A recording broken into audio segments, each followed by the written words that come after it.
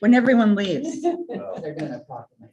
Okay, good morning, everybody. We got a full house today. It's nice to see everybody. We are called to order. This is the Marshall County Board of Supervisors meeting in regular session, October 11th, 2022 at 9:05 a.m. We're located in the Marshall County Election Center at 107 South First Avenue, Marshalltown, Iowa. The Board of Supervisors welcomes comments from the public during the time allowed for discussion.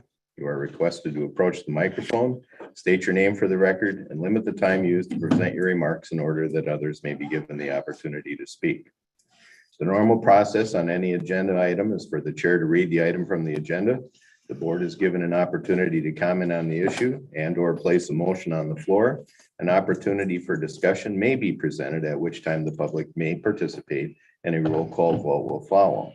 Would you please join me in the Pledge of Allegiance?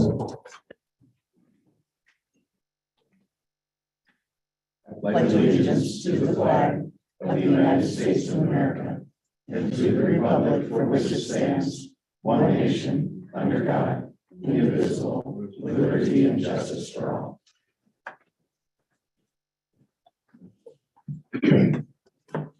Sherry, would you call the roll, please?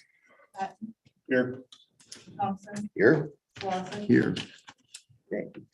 First item for an action item on our this morning is approve the agenda. I'll entertain motions on this item, please. Mr. Chair, I'll make a motion to approve the agenda. And Mr. Chair, I'll second that. We have a motion and a second to approve the agenda. Any comments, questions, or concerns? There being none, roll call vote, please, Sherry. Yes. Thompson, Yes. Lawson. Yes. Item 5 on our agenda this morning, and we do this on an annual basis. The proclamation of October is Domestic Violence Awareness Month in Marshall County. We have Tori Cuellar here this morning from our attorney's office to read the proclamation. Thank you. Good to see you again and welcome. Thank you. Proclamation of October as Domestic Violence Awareness Month in Marshall County. Whereas home should be a place of warmth, unconditional love, tranquility, security, and for most of us, home and family can indeed be counted among our greatest blessings. Tragically, for many Americans, these are blessings that are tarnished by violence and fear. Whereas every 9 seconds, a woman in the United States is assaulted by an intimate partner. Whereas 1 in every 3 teenagers, 1 in every 4 women, and 1 in every 6 men will experience domestic violence in their lifetime. Whereas an average of 3 women are murdered by intimate partners in the United States every day, and a person experiencing strangulation in a relationship is 7 times more likely to be murdered by their partner. And according to the American Psychological Association, the presence of a gun in a domestic violence situation increases the risk of homicide by 500%. Whereas according to the Bureau of Justice Statistics Crime Data Brief, intimate partner violence, women accounted for 85% and men accounted for 15% of survivors of intimate partner violence.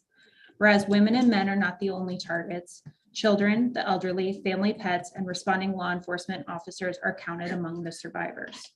Whereas a study by Break the Silence, witnessing violence is the strongest risk factor in transmitting violent behavior from one generation to the next.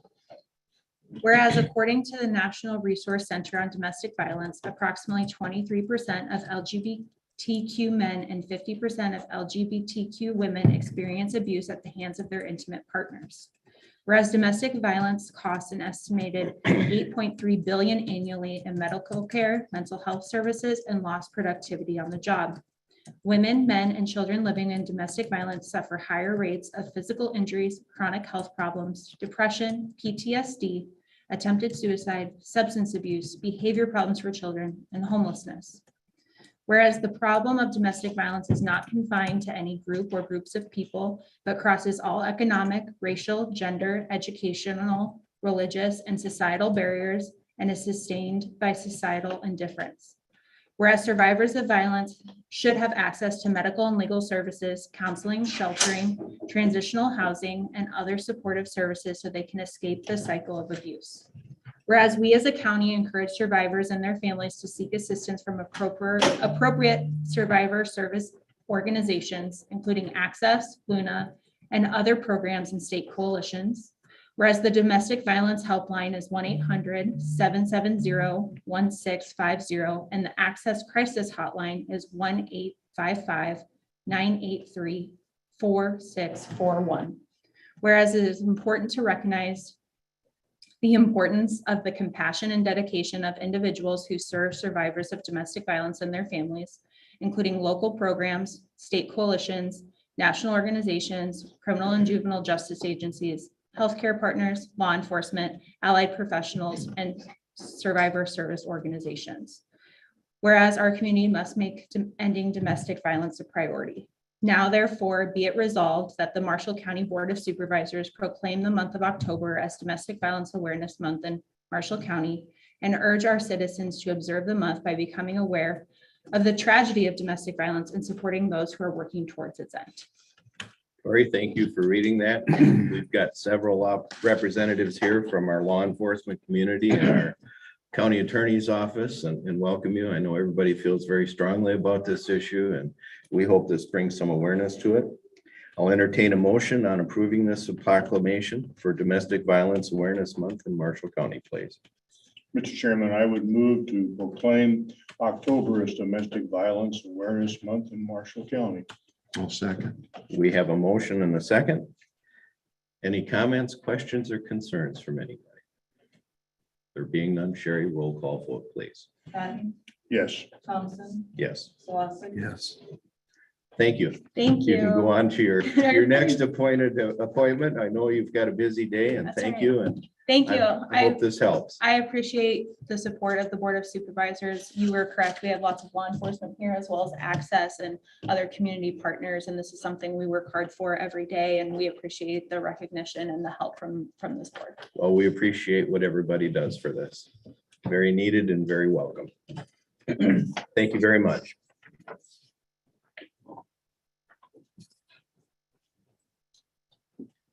Guys, have a great day. Moving on in our agenda this morning is item number 6, the consent agenda. This is to approve the regular session minutes of September 27th, 2022. Approve the September claims listing to be published with the October 11th, 2022 minutes. Approve the claims as audited and authorize the county auditor and recorder to issue payment of the same. The listings of claims paid at this meeting and all claims paid in the current month will be published as part of the first meeting in the following month. Set the canvass meeting date on November 15th, 2022 at 9:05 a.m. for the general election dated November 8th, 2022. And file a Central Iowa Juvenile Detention Audit Center report year ending 6/30/2021. This is the end of the consent agenda. I'll entertain motions on its approval, please. Mr. Chair, I would make a motion to approve the consent agenda as printed. Mr. Chairman, I'll second that. We have a motion and a second on the floor to approve the consent agenda. Any further comments, questions, or concerns? There being none, Sherry, roll call vote, please. Patton, Yes. Thompson, Yes. Slosson. Yes. Motion carries. We do have some appointments this morning. Item number 7 is to appoint the zoning commission. Will Weirs. His term will expire on 12/31 of 2024. I'll entertain motions on this appointment, please. Mr. Chairman, I would move to appoint, or do we approve the appointment? Yes, sir. Approve the appointment of Will Weirs to zoning commission. Term expires 12/31, 2024 to fulfill term of Ron Jakey. I'll second. We have a motion and a second to approve this appointment for Will Weirs. Before we take that, I'd like to take the opportunity to thank Ron Jakey for his years of service, not only as a Marshall County supervisor, but freely willing and serving on several of our different commissions. Any other questions, comments, or concerns? There being none, Sherry, roll call vote, please. Patton, Yes. Thompson, Yes. Slosson. Yes. Motion carries. 7B is to reappoint Leah Bethel, the medical examiner, for a term expiring 12/31 of 2023. I'll entertain motions on this item, please. Mr. Chair, I would make a motion to reappoint Leah Bethel, medical examiner. Term expires 12/31 of 2023. Mr. Chair, I'll second that. We have a motion and a second to reappoint Leah Bethel as the medical examiner with a term expiring of 12/31/2023. Any comments, questions, or concerns? There being none, Sherry, roll call vote, please. Patton, Yes. Thompson, Yes. Wassick, Yes. Motion carries. Third appointment this morning is Rick Lant, Board of Adjustments for a 5-year term expiring 12/31 of 2027. I'll entertain motions on this item, please. Mr. Chairman, I would move to reapprove reappointment of Rick Lant to Board of Adjustment, 5-year term expiring 12/21/2027. Lant has served on the board since 2018. And I'll second. We have a motion and a second to approve Rick Lant as Board of Adjustment with a 5-year term. Any comments, questions, or concerns? There being none, Sherry, roll call vote, please. Patton, Yes. Thompson, Yes. Wassick, Yes. And our last appointment this morning is to reappoint Chris Dahl to Judicial Magistrate Appointing Committee. It's a 6-year term that will expire on 12/1 of 2028. I'll entertain motions on this item, please. Mr. Chair, I would make a motion to reappoint Gilchrist Dahl to Judicial Magistrate Appointing Committee. 6-year term expires 12/1 of 2028. Gilchrist Dahl has served since 2017. Chairman, I'll second that. Thank you. We have a motion and a second to reappoint Chris Dahl. Any comments, questions, or concerns? There being none, Sherry, roll call vote, please. Patton, Yes. Thompson, Yes. Wassick, Yes. Before we move on, I'd like to take the opportunity to thank all these people that take these appointments. They are non-paid. We have never, in the years that I have served as a supervisor, called anybody from our county and asked them to serve and been turned down. That speaks very highly for our area. The ability for people and the willingness to serve is tremendous. And my usual thought that good government requires active participation. And these folks have stepped up to the plate, not only to serve, but to reappoint. We'd like to thank them all.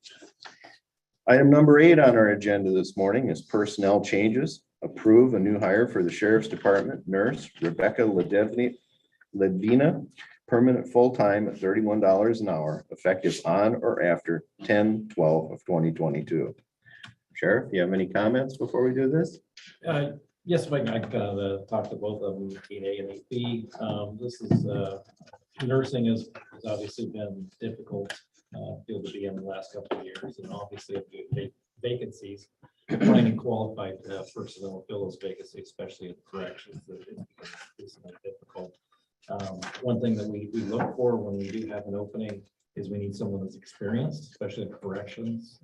It's very hard for those nurses to determine the actual needs or wants of healthcare in our facility, at least in corrections in general. So we have been advertising for the last 4 months, and we've had some good applicants. The issue is we're so far on the pay scale for those qualified applicants, and it's kind of an adjustment. We've done some wage scale studies.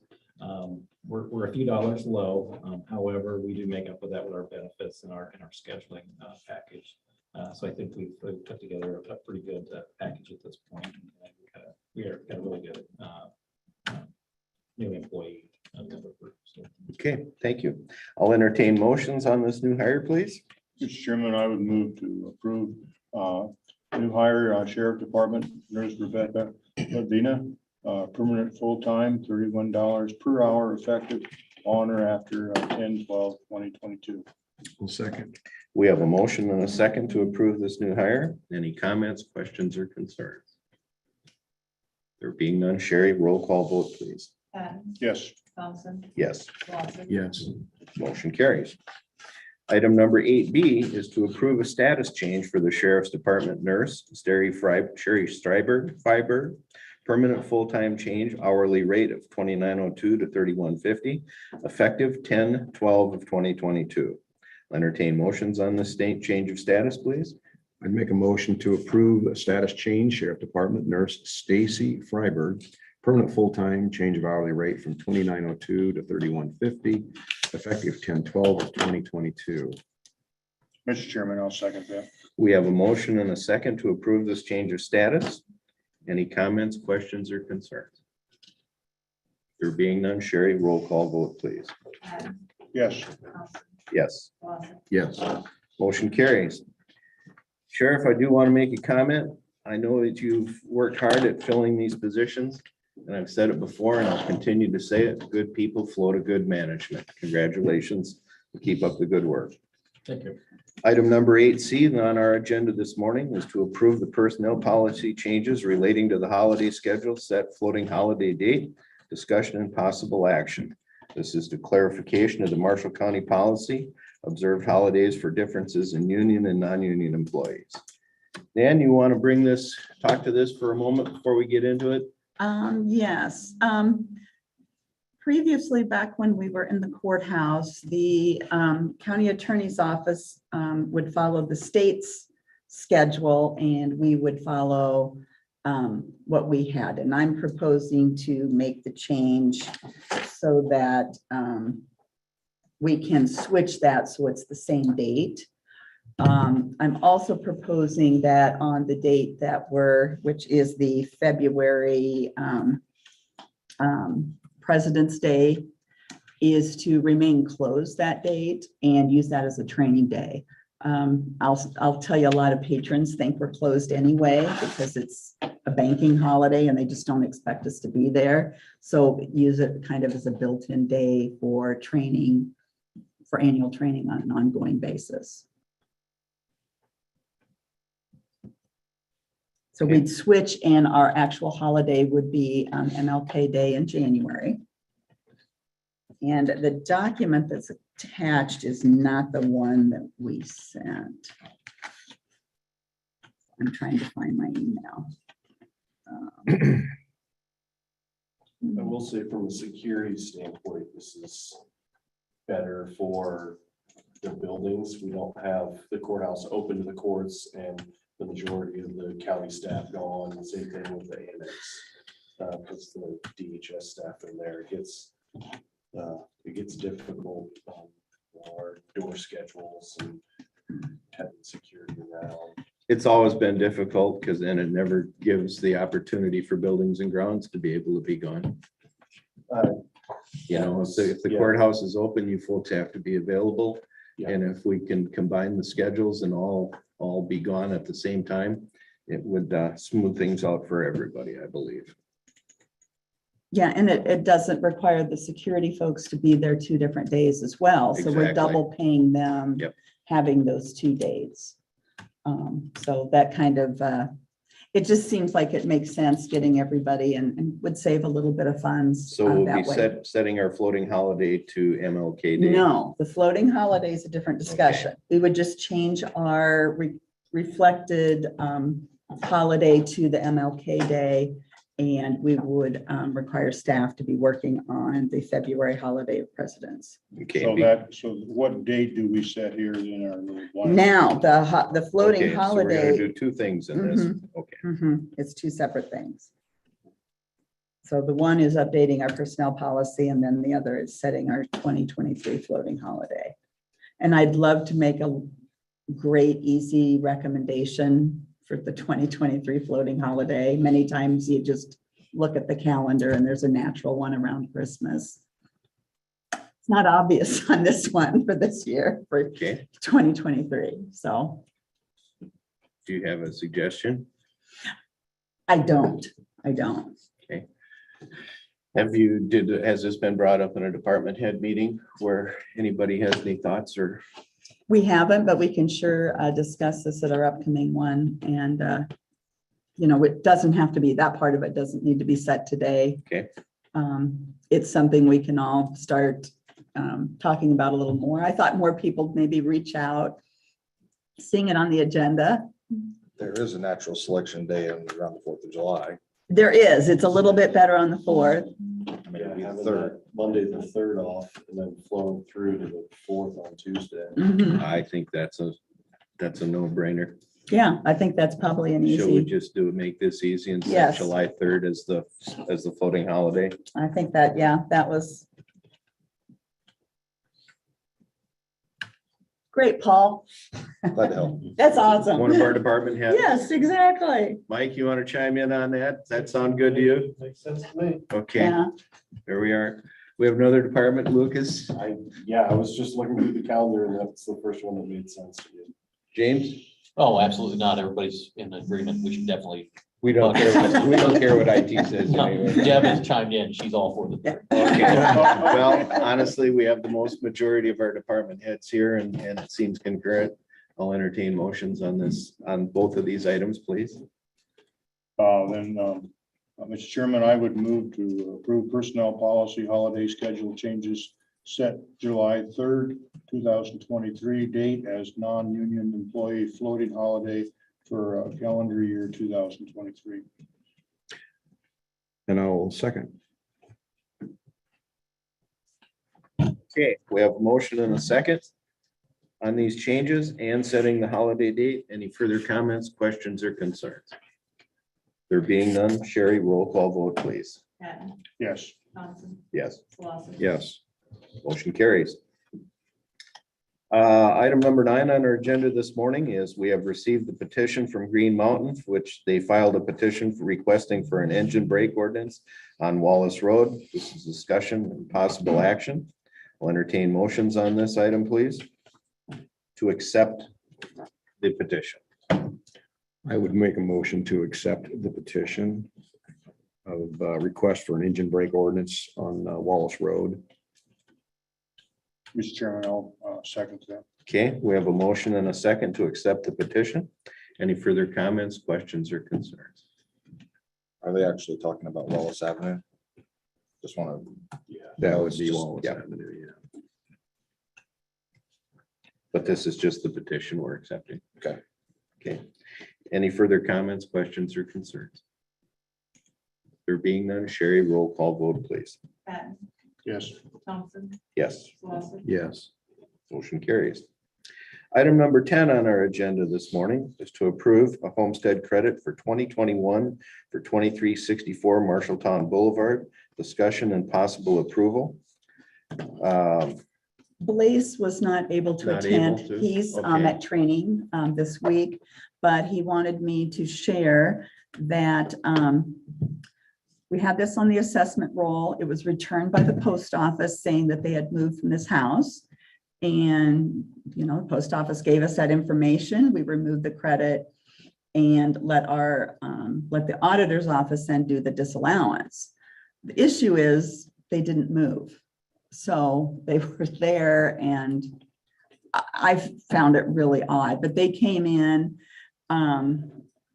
We did what we thought was right at that point, and we would like to let them keep their homestead because it was obviously not really a clerical error. We No. were doing what we And thought, they hadn't moved. and they hadn't moved. So it just seemed, And then when I read that, they said they made the adjustments for the other years. For the- This just goes back that has already that it's been. the current year Right. and we need you all to approve it to Yeah, I grant see. it for The this first year. Yeah, Okay. yeah.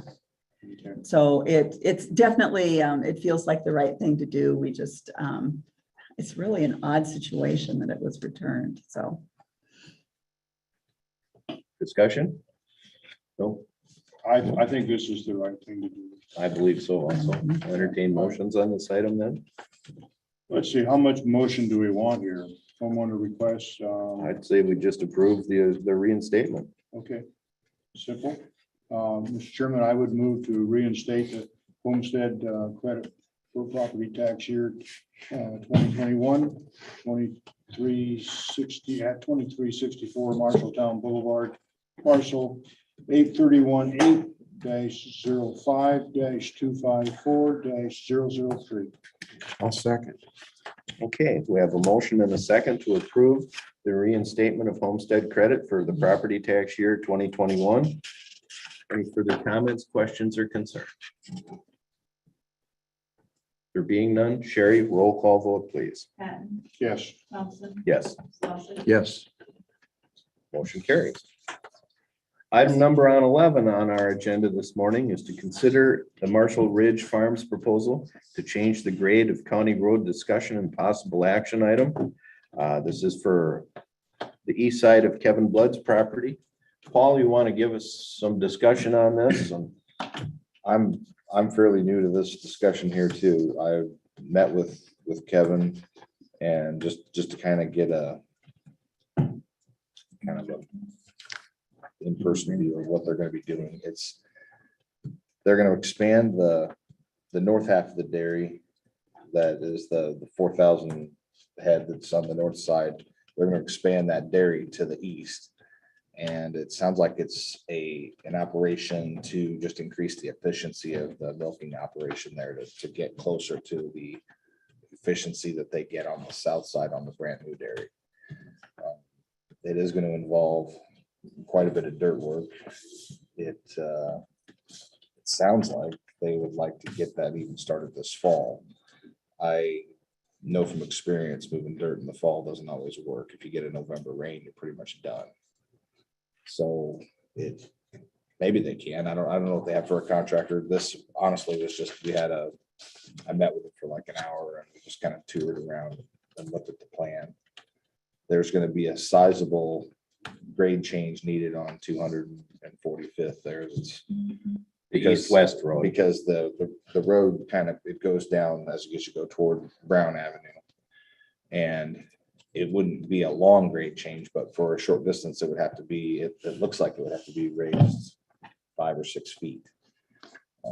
The good thing that I'm seeing too here is that they have a large borrow area, so we wouldn't have to go hunt for dirt.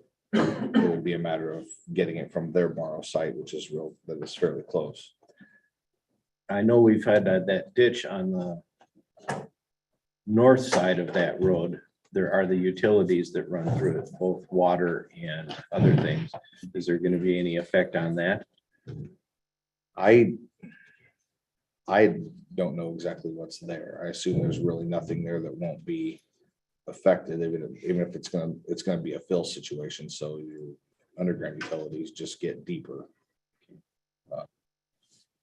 This has nothing to do with the corner then on the east side that goes north. No, that's a Another different issue. discussion, but that's also an issue with some of the Down the road. trucking and the ability. That's something that would just amount to an acquisition of some right of way from the neighbor to Bloods. On the inside of that corner. Yes. Yeah, because that corner on Canfield that's tough on the semis, and we've had some that have either tipped or Well, had Kevin issues. shared with me that there are drivers that just won't even come in that way.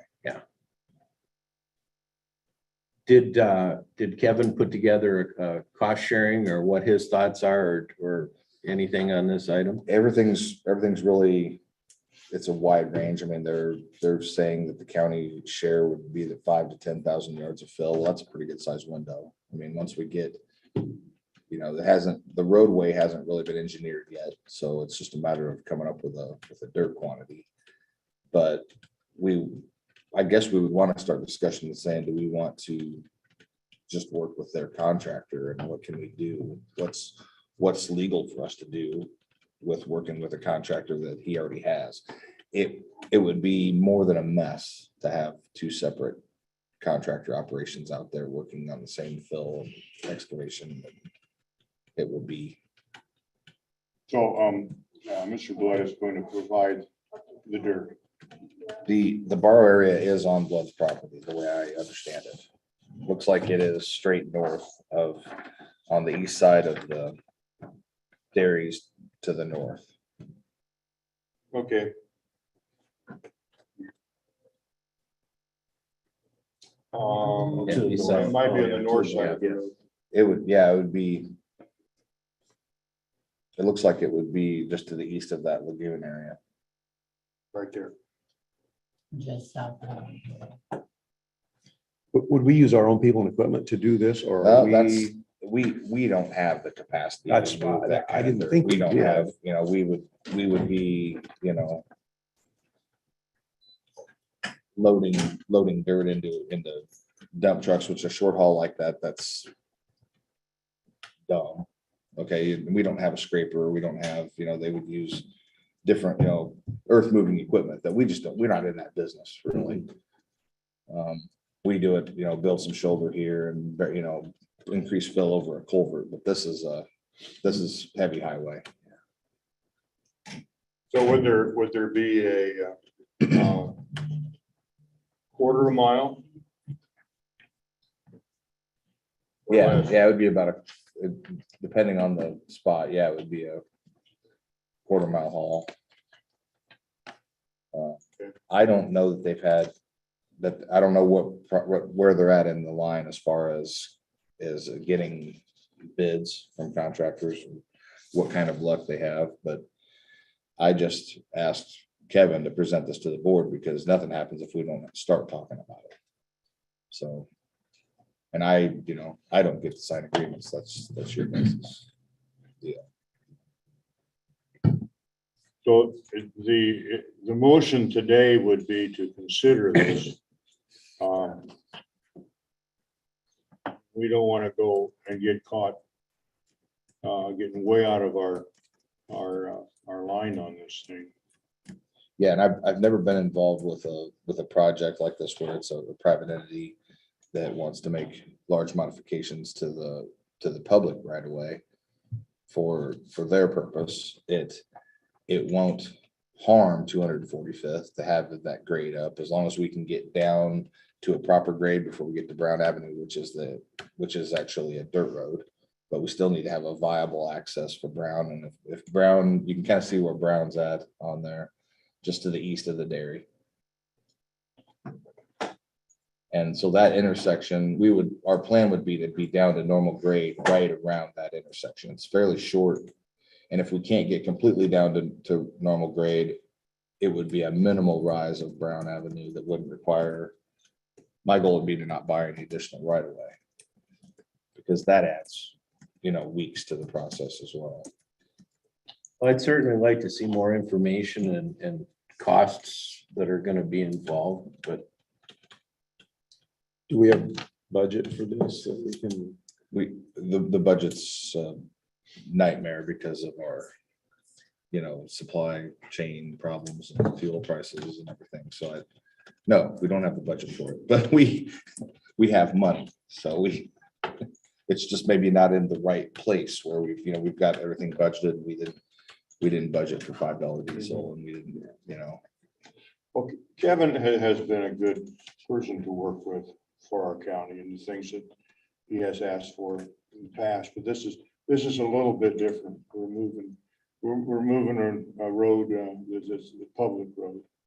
And I want to be sure that I'm not against making this is a safety thing also. And if he's got a $200,000 truck going in the ditch because it's too low and he's trying to move product, I don't want that to happen either. The goal is for the drive to be about at the elevation of where the raised drive is, and that's just because they're going to be turning. We don't want them to be going up a 5% grade on the drive. Yeah, I understand this. well, I certainly think we should, discuss it and get some costs and more information. We obviously can't approve anything with this, but I agree with Bill. I mean, he's got basically 150 plus employees that work there, and it's a substantial economic driver in our county. I hope we can figure a way. Yeah, I mean, there's 8,000 to 10,000 gallons of milk a day that come out of there that go to Cedar Rapids. They're one of the two, and to Wells. Anderson, Erickson, I'm sorry. They're one of the two suppliers in the state that provide milk to Anderson, Erickson because they meet the quality of the milk that comes out for them, and they are extremely picky. That's a huge thing. So I guess I'm not against it. I just think, as Dave said, we need more information. a little bit more information. But I think we could certainly authorize Paul to enter into some discussions and come back and give us some figures. Okay. And we were also talking engineering, and obviously they've got the survey work and everything done with their engineer. So there's gonna be is it good use of my office at this time to resurvey and re-engineer things that they may already have done or be able to do fairly for a reasonable cost? It may be smarter just to have their engineer give us the grade that I can, approve, or we can approve. And if you're willing to accept that, you're the county Yeah. engineer and the And- roads are your bailiwick.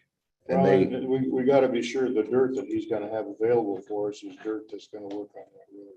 yeah, then I know he's gonna have suitable material for fill, because they wouldn't risk that right to the east of these buildings either, because of their basically our 24-hour, 365 days a year that they're operating. I'll keep talking with Kevin and bring you some more information as we get it. Well, I guess I'd accept motions on authorizing Paul to enter into discussions with Kevin and come back with some additional information. Mr. Chairman, I would move to authorize our engineer to further look into this. Is that good enough? Do you want to pick a person that I get information to, or should I just send it to all three of you? Just get it to back to the entire board, please.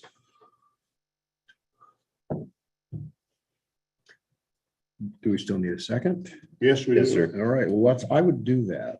Okay. We have a motion and a second to authorize County Engineer Paul Geilenfeld to enter into discussion and further get information from Kevin Blood for the east side expansion. Any further comments, questions, or concerns? There being none, Sherry, roll call vote, please. Happy, Yes. Thompson, Yes. Walter. Yes. Motion carries. Item number 12 on our agenda this morning is to approve the regular meeting location for Board of Supervisors meetings, October 25th and November 8th. This is due to the election activities that will be held here, so we won't be able to use this room. In the past, when we've moved, I know we've gone out to the sheriff's area because we've got IT and everything ready to go out there. I'll entertain motions and discussion on this item, please. We haven't chosen a location yet. Is No. that, Looks like the room's available. Is the room available? I'm thinking the sheriff's office again is our, first choice? if you see right now today what they're doing up there at the courthouse, we don't have things set up there yet, but we also really can't get into the building very well because of the tar being put on so it's just not a good, yeah. Yeah, but it's hard to know what they're going to be doing on those particular days. And we're still good from an IT perspective? Absolutely. Okay, The only problem is, and it's not a big problem, be sure people get in the right elevator. Maybe Yes. we should The other do one that takes in you on that elevator. To jail. There's a couple signs already there. Just Yeah, stop, read before you push that button. It happens. People are silly. You Well, think they read. They get to visiting and they push the wrong button. I don't think we had anyone yesterday during our No. all-employee training that got to the, but that's amazing. it really was. Okay. I was with the group where there was one person who had already been stuck in the elevator, so they guided us. Usually They six in knew your that It was a was- previous day. It was a- Yeah, it wasn't, I was gonna say, I don't think we had any yesterday. Okay, I'll entertain motions on this item, I'd make please. a motion then to meet at the sheriff's department on floor number 3 for the Board of Supervisors regular meeting scheduled for October 25th and November 8th, 2022, due to the election activities in the election center. Mr. Chairman, I'll second that. Okay, we have a motion and a second to move our location for the October 25th and November 8th meeting. Any further comments, questions, or concerns? There being none, roll call vote, please. Patton, Yes. Thompson, Yes. Lawson. Yes. Motion carries. Item 13 on our agenda this morning is to approve a memorandum of understanding with Teamsters Local 238 for a contract extension dated August 15th, 2022.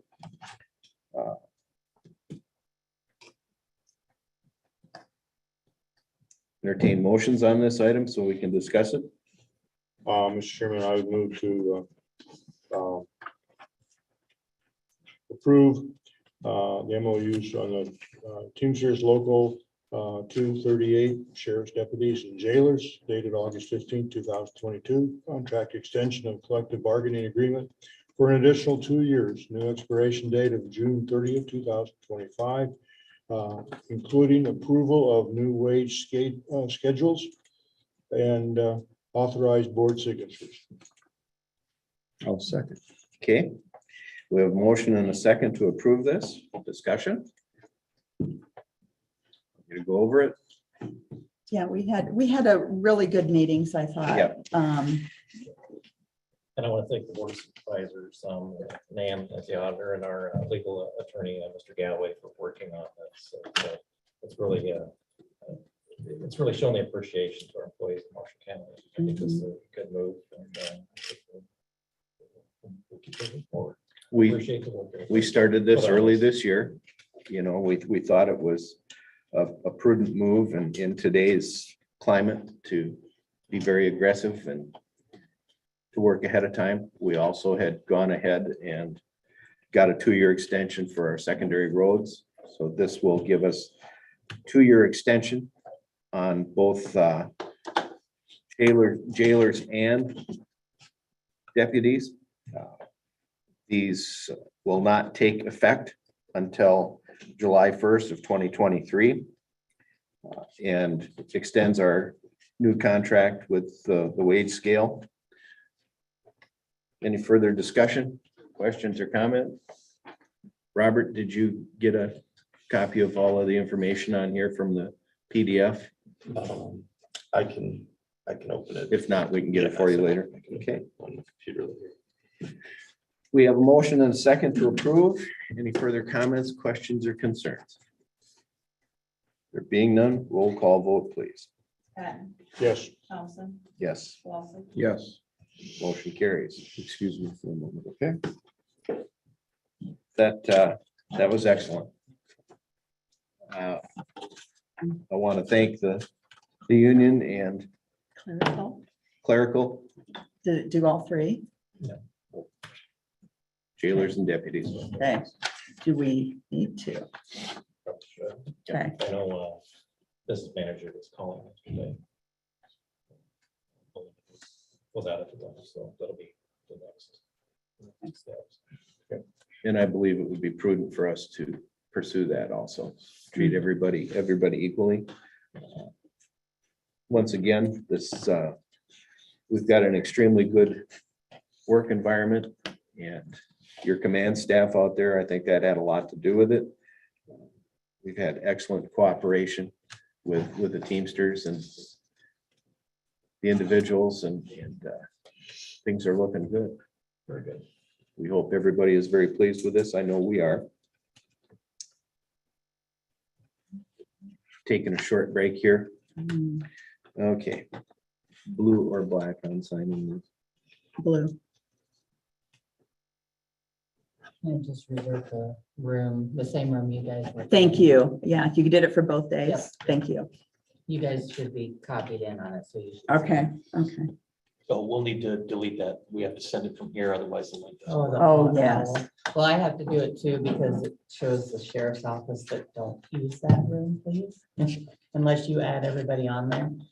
He does the Oh, room you too. send it to everybody. is what you're saying. Correct, Oh, yeah. correct, yeah. You can do that, just Yeah, take the you can room do your off. meeting thing. Yeah, just but- take the room off or it'll reject me, so. Oh, yeah, that room doesn't show up on mine, on C. A does, Pull up the invite, remove the room, and then resend it. yeah, it won't show up on yours, because I had to actually, it doesn't show up when you actually try to find that room. Okay. So it shouldn't show up on Thank you. yours as a room. Perfect. Let me know if it does. You get it. Thank you. Okay. Moving right along. Item 14 is to approve the purchase of a 2023 John Deere 644P wheel loader from Murphy Tractor and Equipment of Des Moines, Iowa for $341,950 to be paid from the fiscal year 2023 equipment budget. Paul, you want to speak to this, please? Okay, this it's another situation that's largely related to our supply chain issues. We have a Cat 950 loader that, was reaching, it's, I think what year it is. It's like a 95, but it's hours and what we were seeing, it was getting close to where we were gonna maybe have to do a rebuild. And we were thinking we might do a rebuild because of, you just can't get machines as far as getting new ones, and the rebuild was gonna be cheaper, or so we thought. We got numbers on the rebuild and it was 298,000 for the hydraulic tran and engine. Well, a new loader, we're seeing 341,000. There's no reason to rebuild a 20-year-old machine when it's just that much to get the new. And this happens to be a new machine that we can get.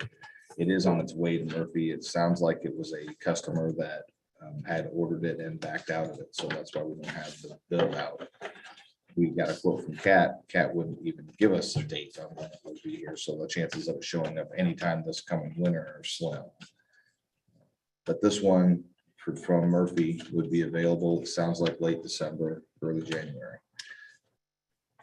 Does this figure include trading in the old one? No. Or are we going to sell No. it on the open market? No, the trade value that we got, the trade offer was 17,000, and there's $20,000 worth of tires on that thing. So we would just keep it and use it in the salt until it, because tires and scrap, it's worth more to us than 17,000. So we would let it go for that.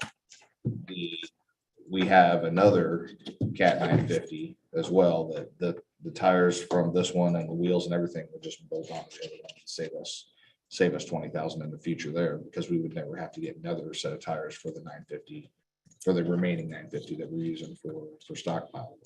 Okay. We will overrun our equipment budget by $220,000. There is ending fund balance money that I can transfer in amendment time, so I can cover this with what we have for ending fund balance without causing us a big. And the trouble is with equipment is even if you plan on buying it in that fiscal year, you may not get the iron in that fiscal year. We've had situations where we've had to order tandems for the following fiscal year that we hadn't even set a budget for yet, as far as the build outs that we're getting. So I can make this work financially. It is going to require amendment of our equipment budget. Yep, which won't be a problem. We typically do that in February anyway. So work with the auditor's office on that.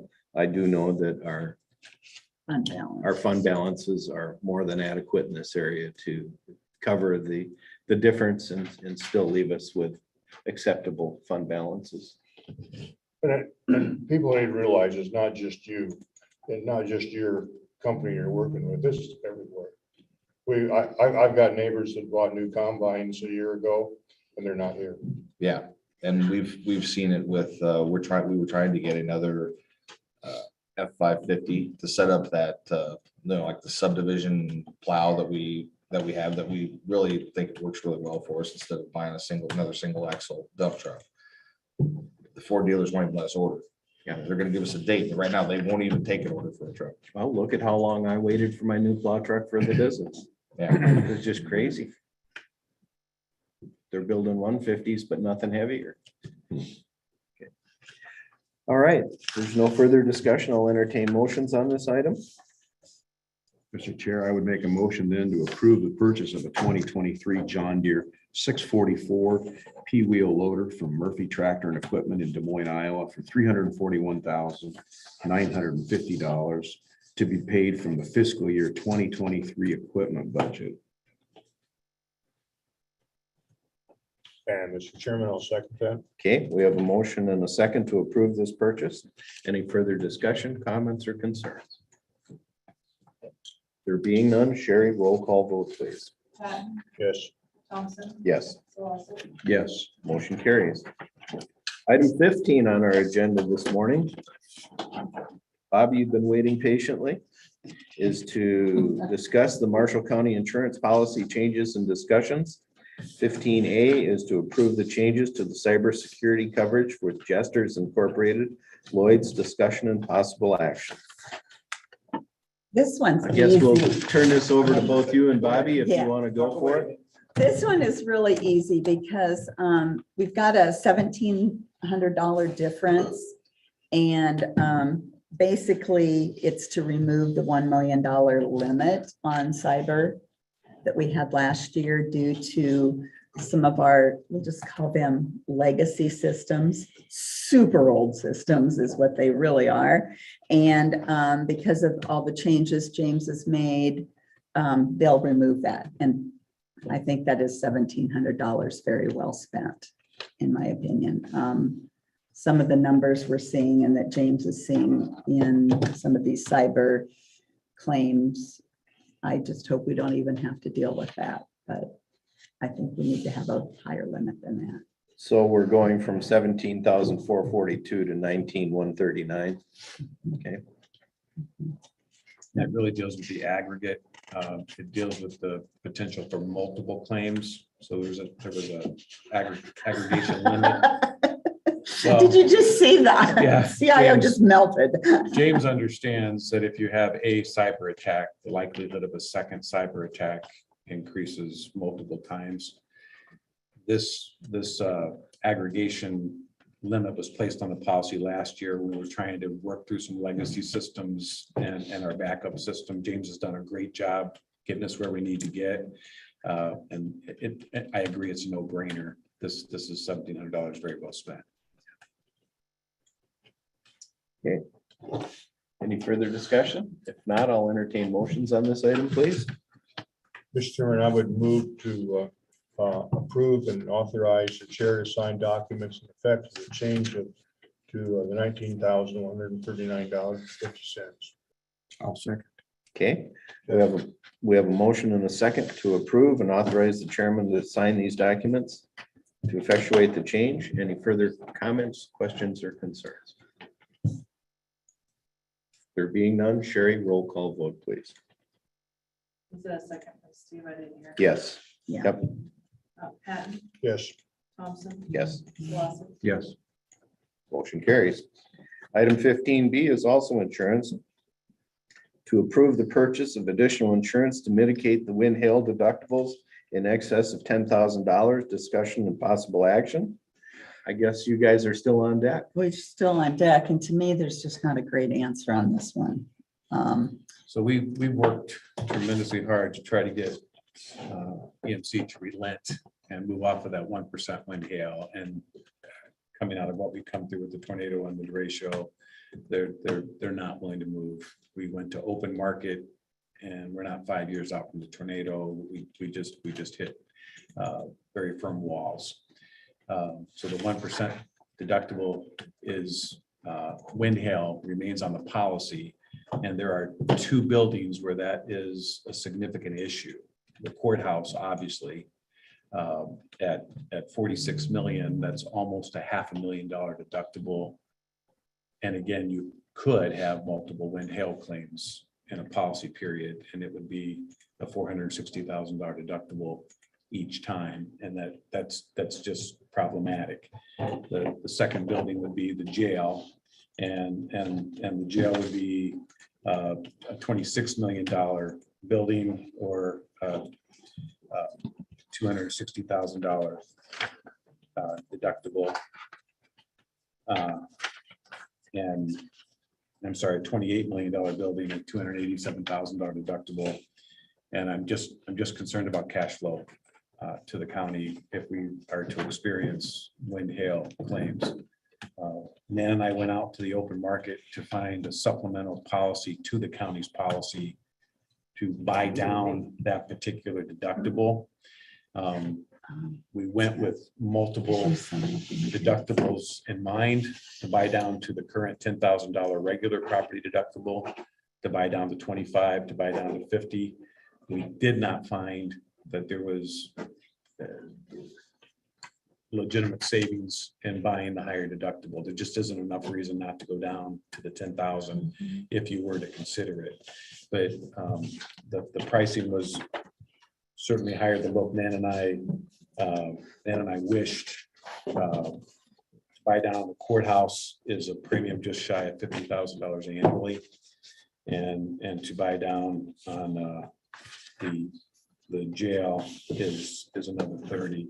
We're looking at just shy of $80,000 to buy down that 1% wind hail deductible. That 1% wind hail deductible scares me. Yeah.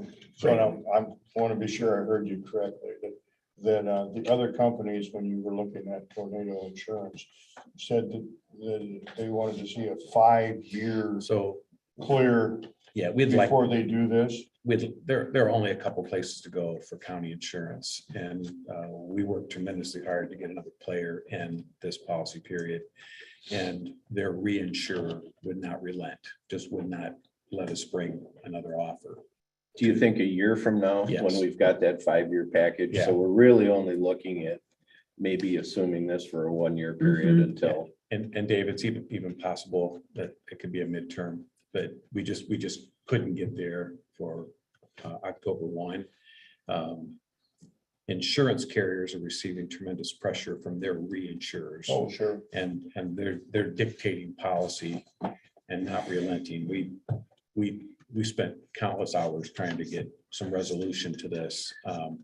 That 1% wind hail deductible scares me to death, especially the ability to have multiple claims in the policy year. We talking just really big dollars that we're used to dealing with a $10,000 self-retention on a property loss, and this is $750,000. That those don't work in the county budget numbers. Well, reinsurance is going to go up there Yeah, a lot. but reinsurance is also dictating the wind hail deductible. Sure. We just couldn't get any relief. So this is going to be for a 1-year period, and you're thinking that there might be some relentless or not quite as much pushback midterm, half year. What would that date be? We've got an app and get apps to the other carrier, and we don't know yet what the other carrier's response would be. They might come back with the same type of deductible arrangement. Yeah, and I'm not sure we can get that work done and do budgets at the same time. It's the other issue. Okay.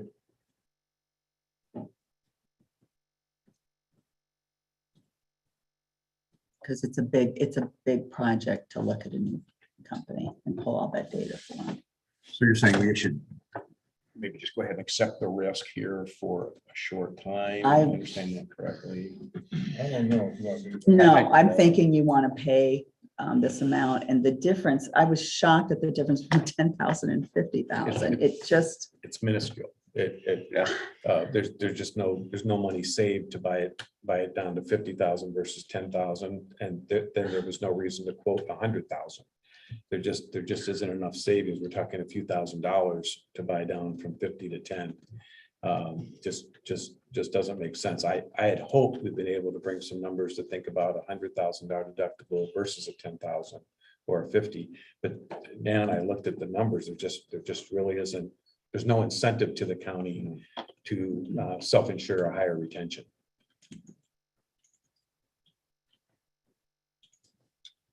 It's not a spot I want to put you in, not a spot I want us to be in, but I also don't want to have a claim or two that we're paying for in the year. That, No, we can't. I don't think there's a choice here.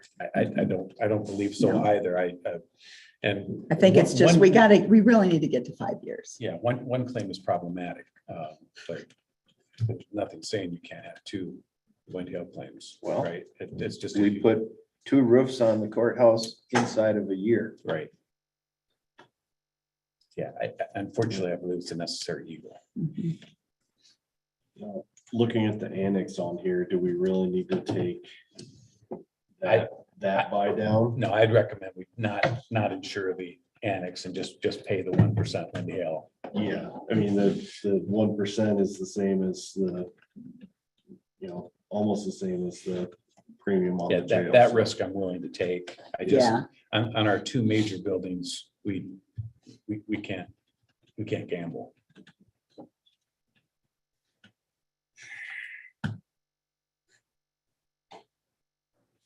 More thoughts? If not, I'll entertain motions on. I would make a motion then to approve the purchase of additional insurance to mitigate wind hail deductibles in excess of $10,000 per event and authorize the chair to sign. and if we could, yeah, we're gonna go to the $10,000 one then. Yes. Yes. Okay, Okay, and then that will not be the. Yes. Yeah, do you need to take that from the motion, the annex from the motion? yeah, just say for jail and courthouse. Okay, for just jail and courthouse. Okay, I would second that. Okay, we have a motion and a second to approve the purchase of additional insurance to mitigate the wind hail deductibles in excess of $10,000. This is to apply to the jail and the courthouse only. Any further comments, questions, or concerns? There being none, Sherry, roll call vote, please. Patton, Yes. Thompson, Yes. Lawson. Yes. No, when I do my minutes, when you say the jail, is that for the sheriff complex? The whole entirely? complex, yeah. Yes, Just the jail building? no, sheriff's complex. Yep. Bitter pill, but I think we had to swallow it. Okay, item number 16 on our agenda this morning is to approve ARPA funding request, discussion and possible action. Mike, you want to speak to this? Sure. The, a little over a year ago, my chair's please. A little over a year ago, the Conservation Board brought back to life the concept of the Greencastle Recreation Area Campground. And that was because of the potential for use of ARPA funds. We went out, contacted CGA. They gave us a opinion of probable cost at that time of $678,000 to get the work done that we wanted. We approached the ARPA committee. They approved our request and subsequently approved by you gentlemen, Board of Supervisors. We put the project out for bid. It came in drastically higher than what funds we had available for use. So we started looking for alternate sources of funding. One of those was the Destination Iowa grant opportunity. Although we haven't heard the final word on the review of our application, after contacting that group, they indicated that we were not being considered and suggested alternate grants to look for. With that said, we're pursuing additional funding through different grant sources. One of those is the Land and Water Conservation Fund. We're capped at the request of $150,000 for that. The CAT grant, Community Attraction and Tourism, looks favorably on projects to top off funding requests. And so we approached the ARPA committee again with a request, and they decided that to recommend to you additional funds for the project at $275,000. One change was made in the plans for the project, and that was to add 2 ADA campsites. That was one of the requirements that we need to adhere to for even applying for the Destination Iowa grant. So that added a little bit to the project cost. But that sits at $1.16 million right now. Where are these campsites at then? They will be Same right, place? they will be adjacent to the proposed shower house. Okay. So it'll be a hard surface concrete from the sites, the ADA sites to the shower facilities.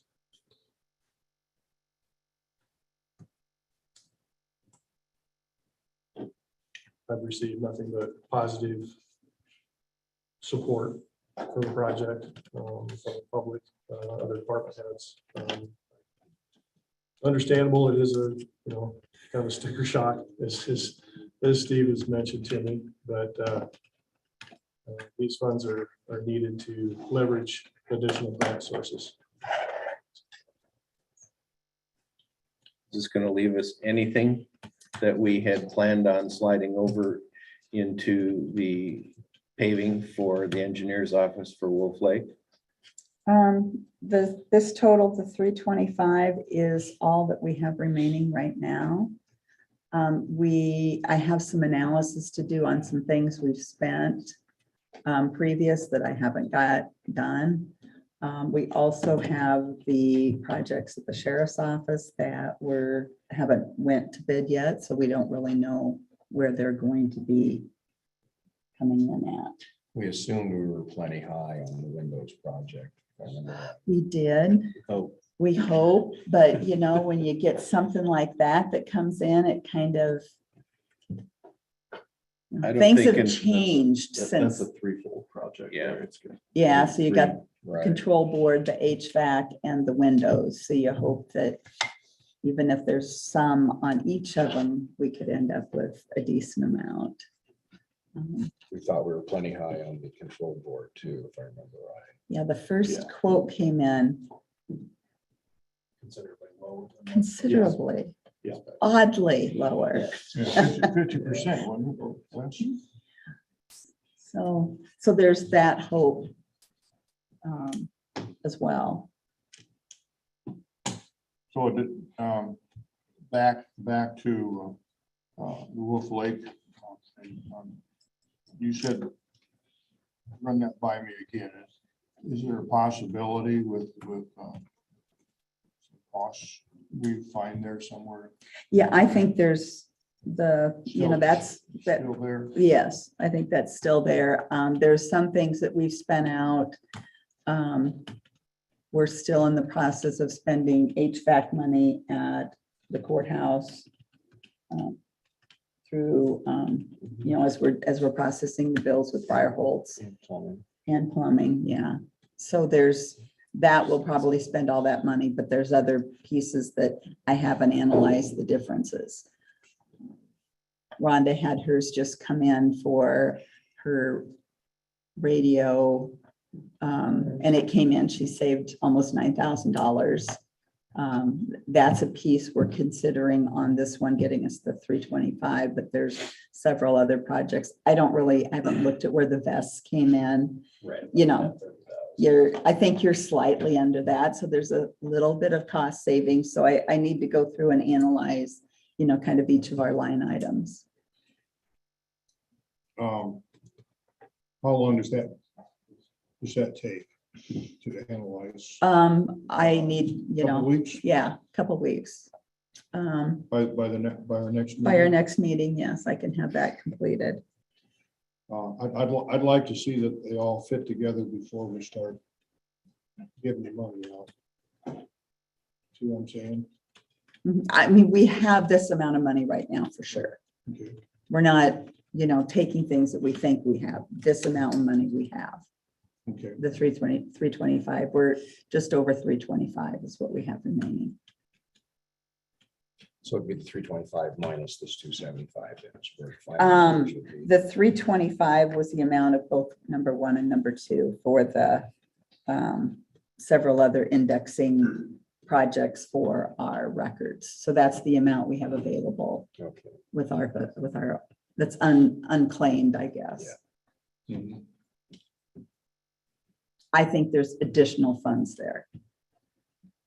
I just don't know what that dollar amount is. And I don't know that we're going to know a lot of it until we get our quotes on the sheriff's office. And that's going to be more than 2 weeks out. Yeah. Because we haven't even went to bid yet. We don't even have the original design drawings. You don't have design docs yet. Okay.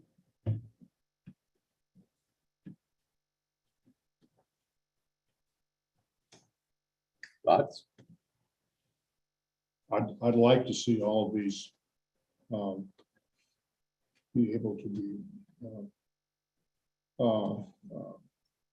paid for out of those funds. If we could. Okay.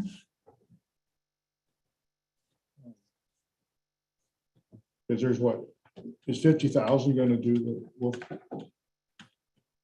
Oh, no, Well, I was gonna say, That's a million. that's, we'll be well over $1 million. Well, yeah, I was on gonna those. say 325,000 would do road the length of this room.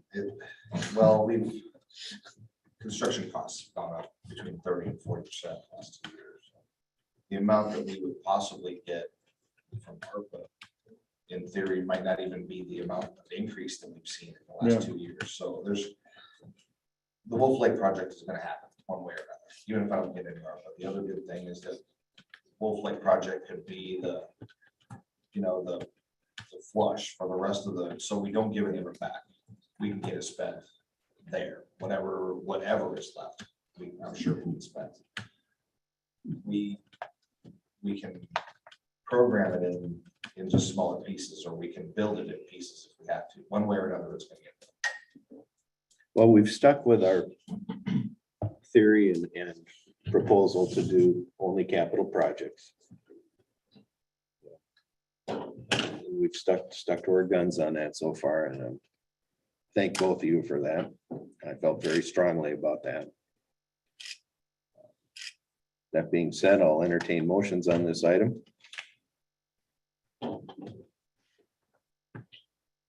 Or if you're more comfortable waiting, table it. Or do you want to hear about the 50? Sure. Okay, Okay, there was an attachment on the 50. Part of this is the engineer's office. It's Mark's, there's a whole room there of things. Yep. Some of it, we do have some docks on an older system that we want to get moved. James's goal is to get all of these old systems, everything onto COT. So we're all on one system. So this will eliminate the one computer that Mark uses that is not compatible with everything else that we have. No, I don't think Mark has anything like that. We've got some servers over the years that hold scanned images. Okay. And there are 2 or 3 older ones that we have eliminated over the years that still have some orphan records. And this would Maybe be we've to just take eliminated the those- one I'm thinking about already. Quite possible, yeah. Yeah, so we've got some pieces, some things James wants moved. We have some documents there that we have scans of. Most of it we don't. So the bridges, the road work since the inception of the county back into the 18. If there was a fire over there, it's gone. There's nothing there. We've got files that are up at the bank that are survey and easements. Some of the surveys and easements are for some reason in the engineer's office and some in the auditor's. We're going to work together so that can all go up. As we looked at this project and met with COT, the scanning of it, it seems better that if we're doing the scanning. Some of the documents are old, they're different sizes. We would do the scanning and then we would index them and make them available. What we would be paying for is programming to create the different types of documents, surveys, and this is the things we're going to index. Easements, the programming, then also the storage for the cloud. And then also for James to work with some of our other vendors to pull those images off and make them available so that we can index them and put them on the system. So everything is in one spot. so what you're talking about is our documents that are just ours. They're just ours. How are we coming along with the documents? From the books, On the 4th and 5th, used to be on 4th and 5th floor. that's the states. Also, they're, That's, I think Carol gave an update at one of the department head meetings and said they've taken a load and they were coming back to get another 100 boxes or something in the next month or so. and she said it's been the most painfully slow project. yeah, But they're progressing. Yeah. It's going. But those would be completely separate systems because that's the states and this is all I county understand, records. but I thought we had to put some money in there too. We did. We've already spent Yeah. that money. We committed $150,000 Mhm. towards that. Mhm. Okay, But then those records don't come back and we don't have to store them. That was the beauty of it. It was prudent for us to spend the 150. It was actually cheaper to do that, to cooperate with the court system, than to put those records back in the courthouse Well, and it for also storage in an just makes extremely high sense. rent area. Well, to store Yeah. things for perpetuity is, A long time. a long time. Yeah, these things are forever. And so this is kind of what I'm gonna call is the miscellaneous stuff sitting around. A lot in the engineers, a lot in the auditor's office, and some pieces for the treasurer's office that James wants to look into, so that everything is in one spot. I'd like to see how this pans out first before we do this. With that, I'd move to table this action here on item number 16 until our next meeting.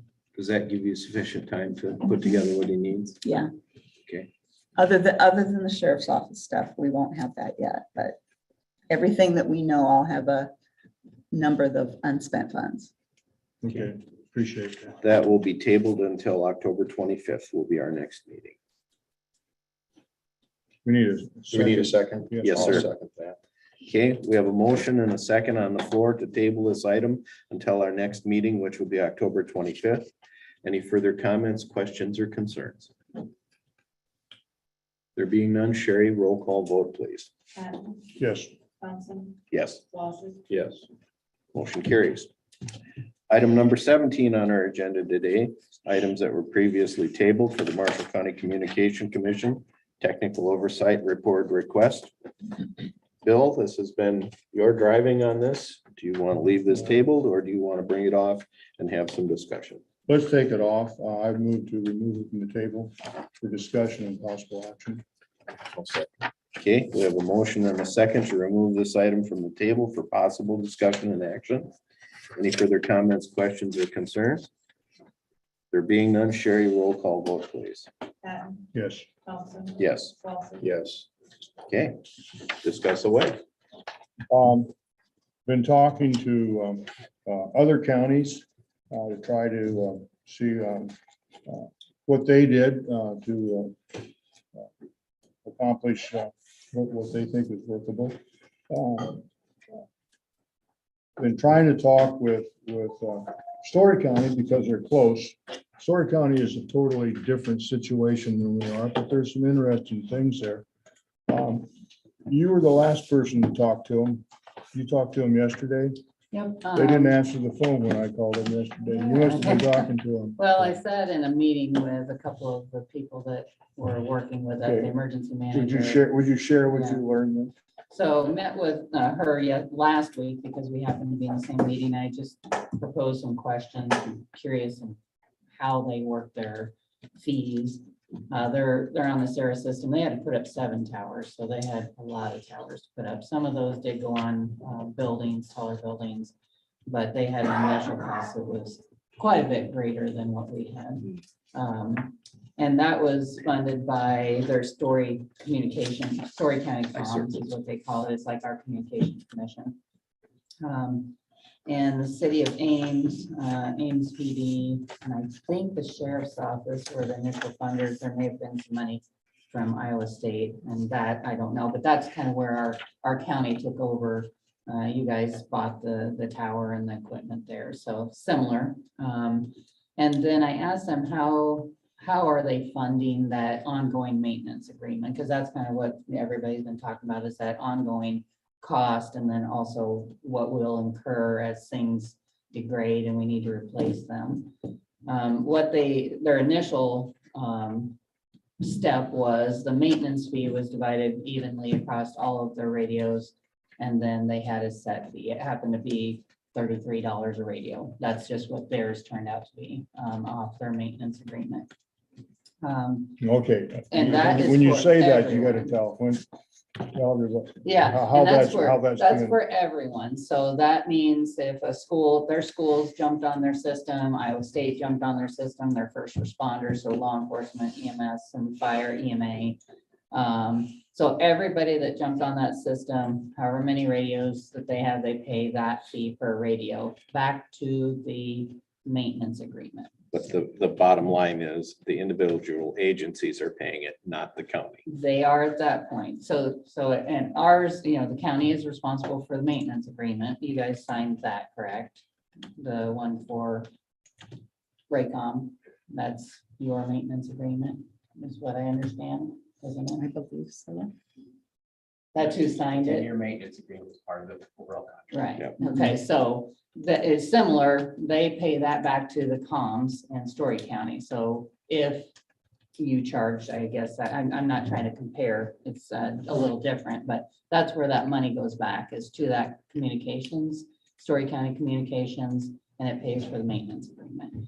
And out of that, then, the first response agencies, EMA, EMS, fire, and law enforcement get half of that paid back by the 911 board. So that's how they do it in Story County, That $35 is per radio per month. per radio per Yeah. month. Is that, people have to understand. Yeah, and it's not cheap. That's what they pay. You said 32, didn't you? $33.94 is what they have per radio per month. And so State Center has how many radios over there right now?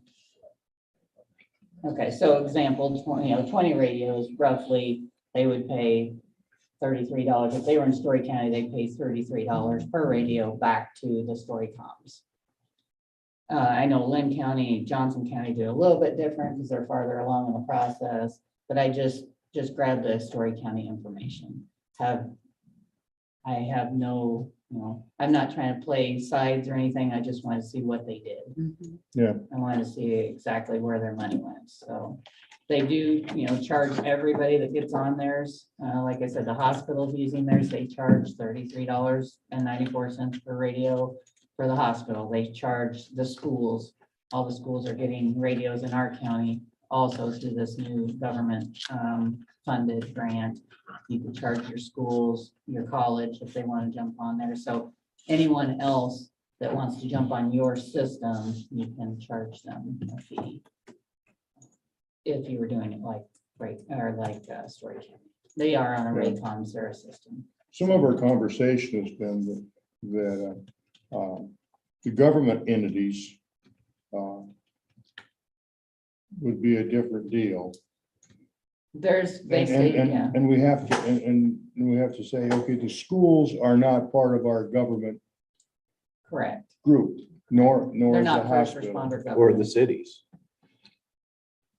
But then we have 13 cities. No, they only Yep. pay the first responders half through 911, half of that $33, so 17 or almost $18. They pay through a 911 reimbursement, basically, for only the first responders, not for the cities. Like you said, if the city maintenance wants to jump on that system, or Well, currently the city of Marshalltown, they have several radios. city of Marshalltown It's not the City. responsibility of the county to supplement the city's budget. Correct. The city is, all of the other radios in Story County are paid per radio, back to whoever owns the system. Story comms on that side. See, at our commission meeting, the big push was to have the supervisors pay 100%. Of the first responders, correct? Because everybody. The way it looked like to me. Well, how are they presenting it?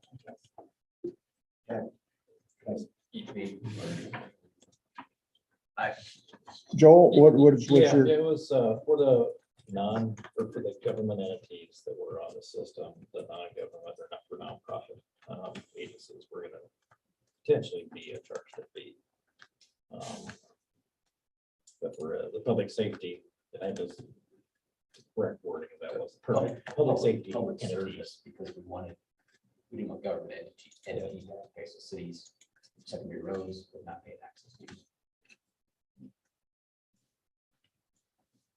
So really, they only want to be Unipoint's for profit organization, than any other organization that would come into the county that would want access to us for the system. should be charged access fee.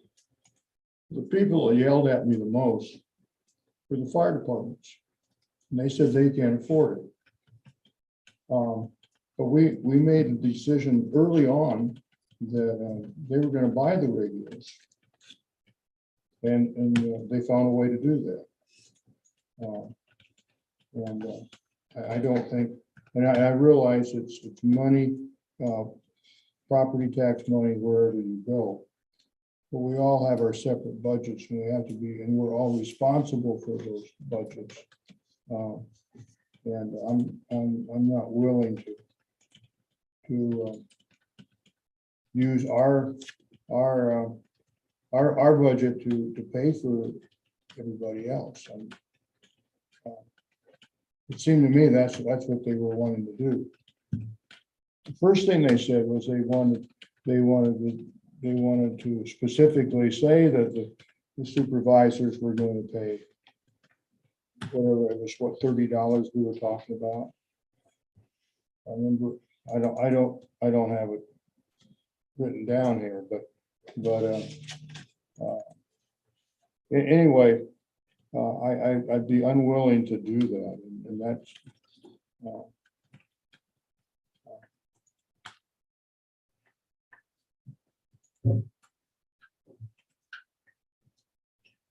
Wasn't our portion going to be not $25 a radio?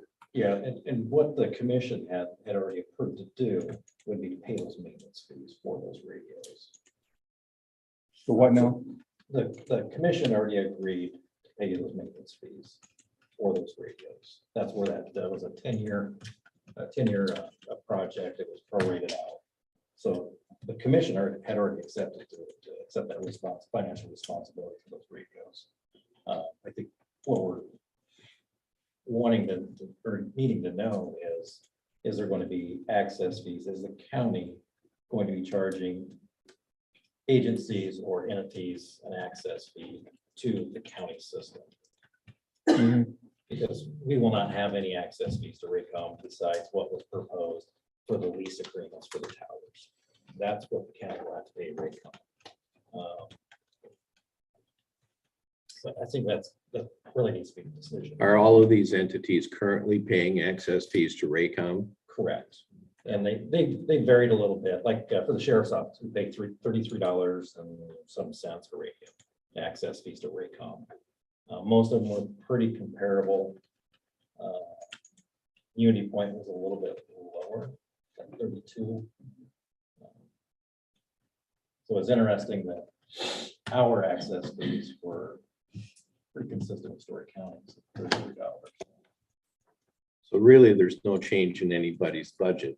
It's just who they're paying the access fees to. Correct, except for the volunteer departments. The volunteer departments had not had that expense in their budget. They were on the VHF system, except for State Center. They did have PDAX access fees.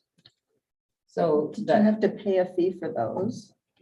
is for EDAX. Because Raycom owns the system. Yeah. They still do up until probably January. What were those fees that you were paying to Raycom for that? Same as the sheriff. Yeah. So once again, it'd be no change to your budget. It's just who you're paying the fee to. It'll be significant. They only It'd have, be significant. We're So- going from 4 to 20. And if the Communications Commission is already paying that maintenance agreement, you don't have that same amount of money that Story County has. Because the Communications Commission is budgeting into the line item that amount that you guys signed an agreement on with Raycom for the maintenance. So they will be refunding or repaying the county for that agreement. Or did we agree out, how long did we agree out for that? Was it 10 years? Okay, okay. So that's taken care of. So the maintenance agreement is basically nothing because it's taken care of on a line item. It'll come through on my budget, but it's the Communications Commission. That'll come out with the salaries, benefits, all well, that. Two separate. Right, it's on that Yes. same line, yeah, yeah. Story County's probably out of the whole Sarah system. I think almost 20 counties now. Story County is the only one, or maybe one of two, that actually charges their users an access fee. And it's a little bit like comparing apples to oranges. Right. Story County, up until last year, was on an 800 system owned by Electronic Engineering. They were, all those agencies were already paying an access fee to Electronic Engineering for every one of their portables. So they had some of that already worked into their budgets. So they decided to continue that same model rather than paying Electronic Engineering. They're just paying the county that $33 to cover. Because their communication commission doesn't have a line item. So they were already used to paying that. They're going to continue it, and that's how they're funding their 10-year maintenance agreement, where our commission decided to do that.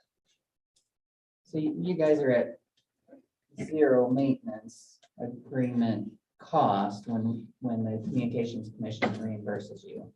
So you just have to decide, if you're charging an access fee or not. And if so, to who? And that's where we're at with The recommendation. the recommendation. Would be in the commission's full service.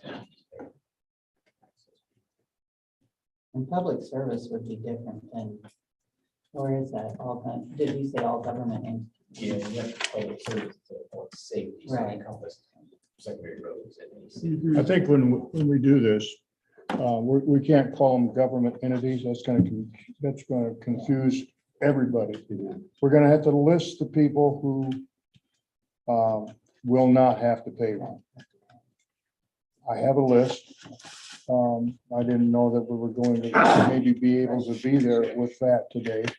But I think then anybody not on the list is gonna pay, I think that's smart. which would be the hospital, the schools, and Any other group or business that approaches you and gets on the system.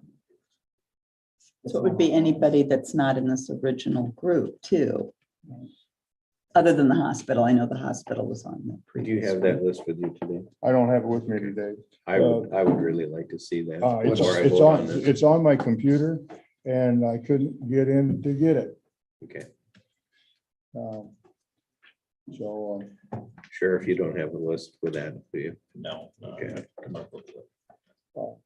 I've got a list of current users. Are you talking about a list of current users or future users? I'll bring my list because I know what's on it. So we still have to decide on how to deal with the local or the departments, our city departments. Albion, Ferguson. How we're gonna deal with those. I would say you'd have to list those out. If they're ones that you don't want to include, you don't, and if you do, you do, and you're gonna have to decide, You know, we did agree to build a tower, but that's where we stopped. Providing radios, and we didn't. I'd like to see more information on this in the list before I would vote. Well, I've got, if you want, and I've got a breakdown of operational or operating expenses that would come from the system. above and beyond maintenance. I'm not giving you a bad time, but I want to get our own information. Yeah, I think, and this is a good list of what, definitely look at those above and beyond. Because we're taking, or we as an emergency, the Marshall County Communications Commission is reimbursing the county back for that maintenance agreement for 10 years. But you do have those other lists that, Brad went through, and we all went through those at the meeting, that those are things that are also going to incur on the county. If you own the system, those are a list, and that's a pretty good list of things that will cost over the period of that. Will you be able to have this information by our next meeting? Oh, yeah, I got it on the computer. Okay. My computer was down on Friday, and yesterday I couldn't get in to get it. Okay. So, We want to table this again. pardon? He's got. We're gonna let Bill and the sheriff do it. All, if I were you. Yeah, and this was. We can put it presented all at the together. Communications Commission, so that was definitely given to the Board of Supervisors and all of us, so. I think that came from Raycom anyway. No. On the back of my sheet, it's got a Raycom, little, Oh, that's the estimate, yep, where it It's in the says. contract that you signed. Yeah, but that's it, the but it contract. says Raycom on the back. Yeah, because it was a Raycom contract that you signed. That was a 10-year maintenance agreement. It's on the back page. The other numbers came. See, when it went through their printer, their icon went on there. It's copy and pasted from the contract that the Board of Supervisors signed. The front page. was- Yeah, I understand what you're doing, Brad, but we got to do this ourselves.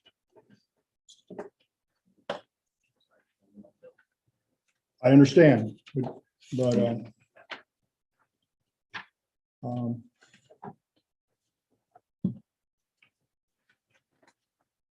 Do we need to vote to put this back on the table? yes, either that or we, we've all got to do that, otherwise it disappears. I'll entertain motions to retable this item, please. I would so move. I'll second. We have a motion and a second to put this item back on the table. Any further comments, questions, or concerns? So I'll start with Dave, or just general. Pardon? Are you comfortable with putting a date of our next meeting on this? Sure. We can do that. Let's make that for our next regular session on October 25th. Okay, we have a motion and a second on the board to table until our next meeting, October 25th, 2022. Any further comments, questions, or concerns? There being none, Sherry, roll call vote, please. Patton, Yes. Thompson, Yes. Lawson, Yes. Okay, item number 18 on our agenda this morning is public forum. This is a time set aside for the public to make comments on topics of county business other than those listed on this agenda. No action will be taken on any of these topics brought up in public forum. Anything for the good of the order? Absentee voting begins here at the Election Center Wednesday, October 19th, 8 to 4:30 daily. Also want to share that we had all employee training for the county yesterday. Ben Varan and Kim Elder did a great job. And we had a majority of folks attending. We had a few out to training, and the treasurer's office was working remotely. So we will be working on rescheduling those. Most of that training that we held yesterday, I think secondary roads folks, we're going to do it. We're going to take the gig out there to them. And so I'm thinking that might be an easy time to get people to attend. We had both the VA's department and part of the assessor's office out at training that they couldn't work around. A couple people on leave, those types of things, but It was a full room though. it was a full room. And the wellness committee purchased lunch for us and talked about trying to encourage everybody to come to wellness meetings. And it was well received, and it was nice that we had movement after lunch with Kim's training. We weren't just sitting there listening. So I've actually had people tell me that nobody likes all employee training, let's be honest, and they said it was good. So that's a new thing. Well, it works so well to be able to do it yesterday because of us being locked out of our offices. Yes. And that's what I'm kind of trying to do with Good that idea. holiday schedule too, that was just so easy. Let's use that to our advantage in the future and have a day kind of built into our calendar where We're getting there. There's going to be no place like home. there's gonna be no place like home for sure. Just So showed everybody what a good training area we've got up there. it's a nice training area out there. That's great. We'll see. Okay. Anybody got anything else for the good of the order? There being none, we're going to move on to item number 19, which is an adjournment. The next regular session is October 25th, 2022 at 9:05 a.m. All business to be acted upon that session should be submitted to the county auditor and recorder's office or the Board of Supervisors office by Wednesday, October 19th, 2022 at 12 p.m. There being no further business to come before the board, this meeting is adjourned at 10:45 a.m.